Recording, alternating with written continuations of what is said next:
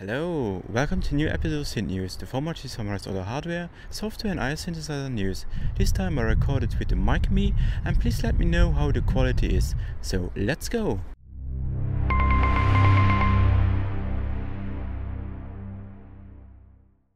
To start this new episode of SYNTH News, I want to summarize my highlights on Superbooth 2018. One is for the hardware, keyboards and desktop, then one section for the hardware and URAC, and one section for the software products. And in each section I have one highlight which I really love. The first one in the hardware, keyboards and desktop, I really prefer here the Poignant Red Box Medusa synthesizer.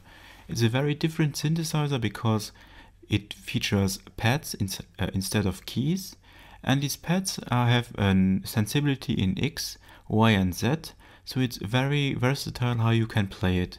And so you can map different parameters to the X or Y and Z spheres. And the engine is based here on analog and digital synthesis, so it makes it very interesting here because it doesn't limit it to the analog side or the digital side.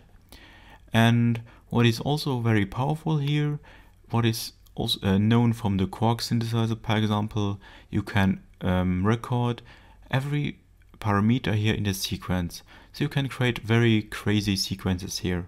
So for me it's a very experimental synth with a very fair price of €999.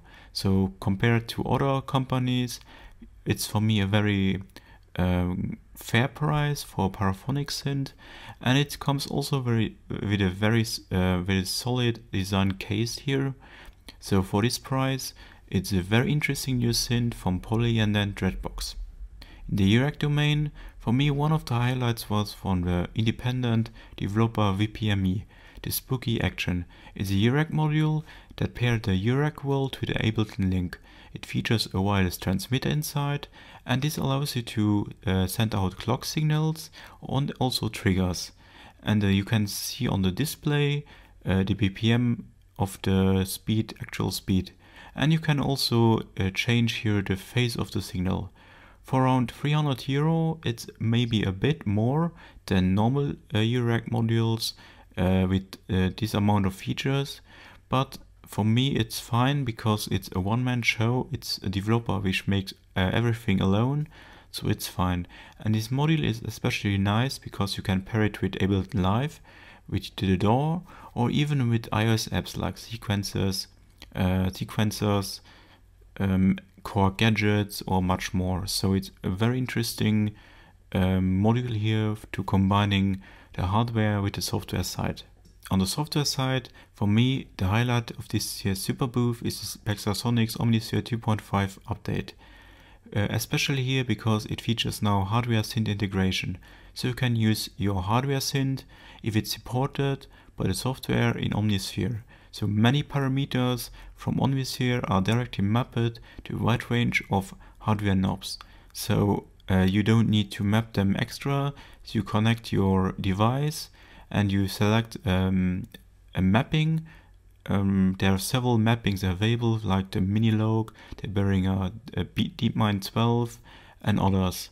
And so your synthesizer will be mapped automatically to your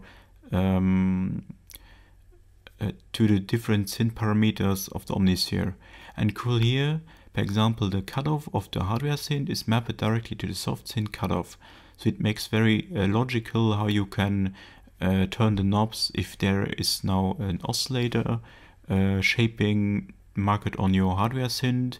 So the oscillator shaping of Omnisphere 2.5 is also mapped. And also cool, it comes now with new wavetables imported from the different hardware synths. So they include now the SE12 from Roland, for example, and they include also many new presets inspired by these hardware synths. On top, it features now 4 layers, previous 2 layers, so you get additional 2 layers, and it's a free update for existing users, and this is also a cool way to demonstrate to the users we update the software still. So it's for me a great update, and it makes this software synth even better and better usable with hardware synths. Continuing with the synth news of this week, Moog has released the Recurrent Mother. It's not a joke, but the name is real. They name it Recurrent Mother, and it's a semi-modular synthesizer. It features 2 oscillators, a classical 4-pole ladder filter, and also a patchable 1-pole high-pass filter, an envelope, an LFO with auto rate possibilities. Both are patchable here. It contains 41 patch points, and cool and a bit different than usual in mono synth or semi-modular synth, it features a spring reverb. And for a price of €899, it's maybe a bit high, but for me it's fine because it's Moog. It's not Behringer, and so you pay the extra for the name and for the quality what Moog offers. So it's a nice little synth for especially great for beginners, and I think it's very hands-on, so you can play around directly and it can be used by everyone. Maybe also for people which don't have the big knowledge in semi-modular or even in synthesis. So for me it's a great release on Moog and hope to see more about it in future. One main problem in the plugin world is that the haptic is not there, so you change your parameters with the mouse and not with the controllers. But many controller developers or plugin developers have released in the past some interesting new controllers like Native Instruments with the NKS controllers or Akai, so that you can map your controllers directly to your plugin without hassles. And one new synthesizer plugin goes a different way because they include directly a controller for their synth.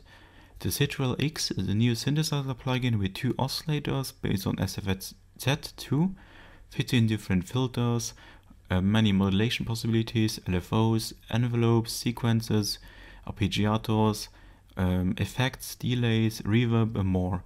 The interesting part here is the controller. So the developer released adds on here a controller, but this controller it's not only for their own synth, but they will release also templates for many soft synths like Diva, Serum, Omnisphere, and more. And the controller is based on a multi-touch screen, and it's based open source on an Arduino, so you can hack it and change it, what is quite clever. And it features 13 encoders, 8 buttons, and has USB and MIDI connections.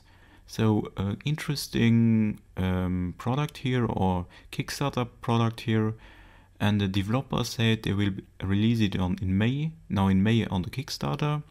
But I'm very curious if it happens, because the developer already announced 2 years ago this project, and before 1 week the developer released new videos on YouTube, so it's now possible that this product will come to Kickstarter.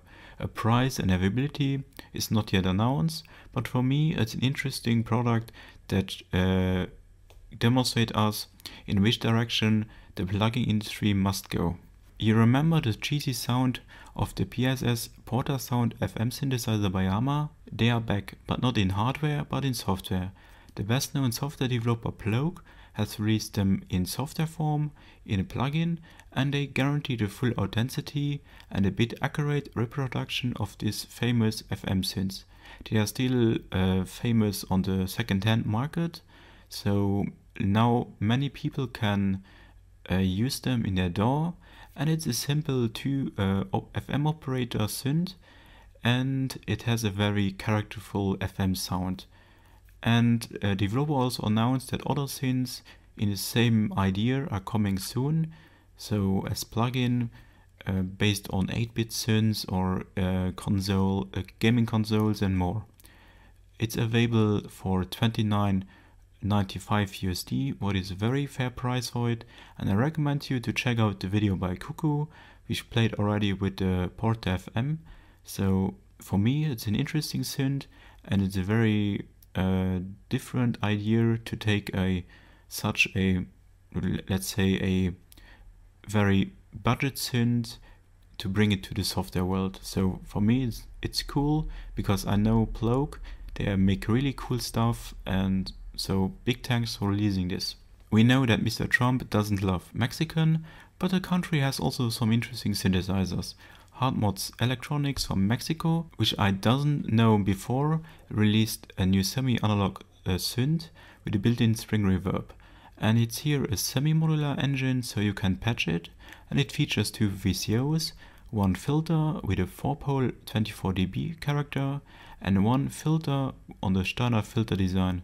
It's cool to see this because it's quite rare to hear a synth with a standard Packer design, so mostly Arturia synths have them, so it's cool to see them now in a different architecture than Arturia synths. It has also an LFO with 5 waveforms, sample and hold, 2 envelopes, a dual VCA, stereo mixer, and all this is built in a lovely wood case. And as I said, it's completely patchable, and it's now available for price of $1,685 plus worldwide shipping. So it's a bit more, or it's quite a lot for such a synth, but in my opinion you pay a bit more here because it's an independent developer which makes this on handmade, and the design is also a bit different than from the mass production big synth companies. So a lovely new synthesizer, and looking forward to hear more about it. The Russian synth developer AV Synth becomes more and more famous in the past years. First because of his MBS 100 analog synth, then for his very interesting analog effect processor. This week he announced a full analog drum machine with the name ADS7, and it has discrete components. It features 7 individual sound channels, and what makes very powerful here, it has over 60 knobs for sound shaping. So you don't have like in many today's drum machine only 5-6 knobs, but you have many different parameters for each sound. So you can shape it to your favorite character, what makes it very powerful.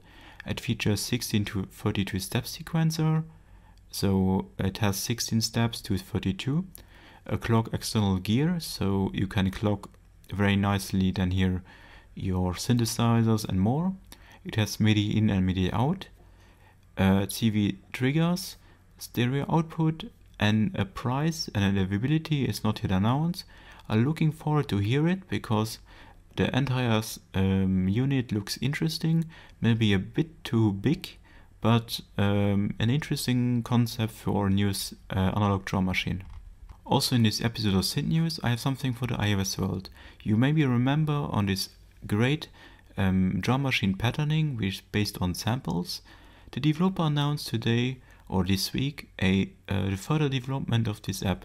The patterning 2 is coming soon, and it features many new features. It includes record beats, so you can record drums on drum pads, what is very cool. What I missed a bit here in the first version, then you can randomize near every parameter, what is especially interesting for new ideas or for if you are lack on inspiration.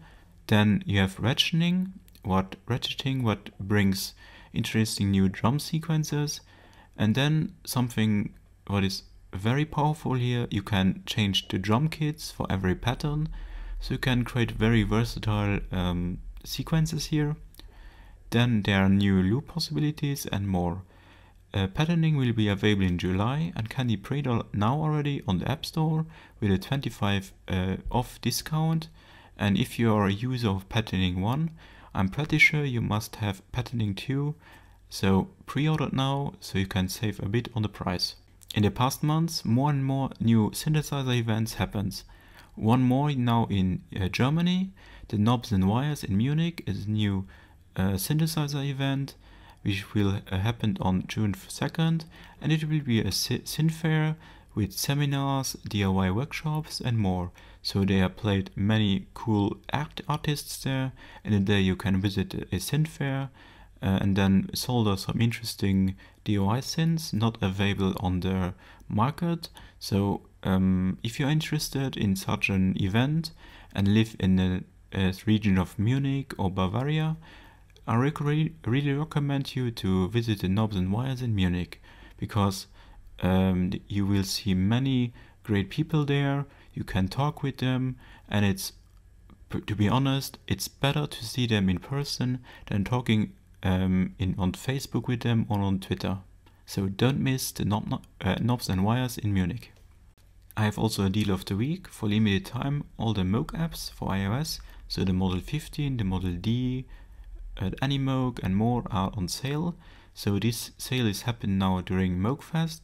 So I don't know how long this sale will last, but if you're interested in Moog apps, don't miss this special sale on this amazing iOS synths.